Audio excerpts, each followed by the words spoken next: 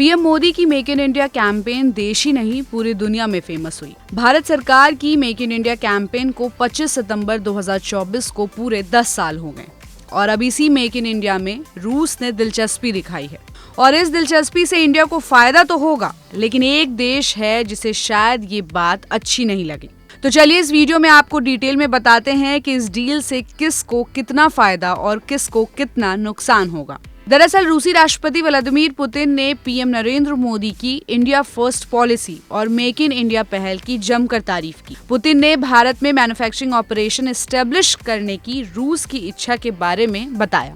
Moscow में 15वें VTB Russia calling investment forum को एड्रेस करते हुए प्रेसिडेंट पुतिन ने रूस के इंपोर्ट सब्स्टिट्यूशन प्रोग्राम और भारत की मेक इन इंडिया पहल के बीच सिमिलैरिटीज बताई। पुतिन अगले साल की शुरुआत में इंडिया आने वाले हैं और यूक्रेन के साथ वॉर शुरू होने के बाद ये उनकी पहली भारत यात्रा होगी। राष्ट्रपति पुतिन को ऑफिस क्रेमलिन ने कहा कि यात्रा की तैयारियां चल रही है। वहीं रूसी राष्ट्रपति ने जनवरी में कहा था कि रूस की दिग्गज ऑयल कंपनी रोजनेफ्ट ने भारत में अपनी अपीयरेंस को बढ़ाने की प्लानिंग बना रही है, जिसके बाद जुलाई में गवर्नमेंट ऑफिसर्स ने कहा था कि भारत रोजनेफ्ट और दूसरे तेल कंपनियों के साथ सौदे कर सकता है क्योंकि वो रशिया के साथ अपनी एनर्जी को और भी मजबूत करना चाहता है। रूसी राष्ट्रपति ने कहा कि पीएम मोदी के पास भी मेक इन इंडिया नाम का एक ऐसा ही प्रोग्राम है और हम भी भारत में अपना मैन्युफैक्चरिंग ऑपरेशन एस्टेब्लिश करने के लिए तैयार हैं। हमारा मानना है कि भारत में इन्वेस्ट करना प्रॉफिटेबल है।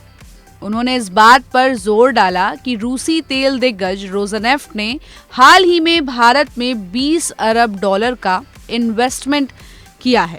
यहाँ एक इम्पोर्टेंट बात बता दें कि रूस के राष्ट्रपति द्वारा भारत में इन्वेस्टमेंट की वकालत करना चीन के लिए मिर्ची लगने जैसा ही है। वॉर की शुरुआत के बाद से रशिया भारत के मेजर तेल सप्लायर के रूप में इराक से आगे निकल गया है क्योंकि भारतीय रिफाइनर ने रूसी कच्चे तेल का फायदा उठाया, जिसे वेस्टर्न कंट्रीज ठुकराते रहे हैं।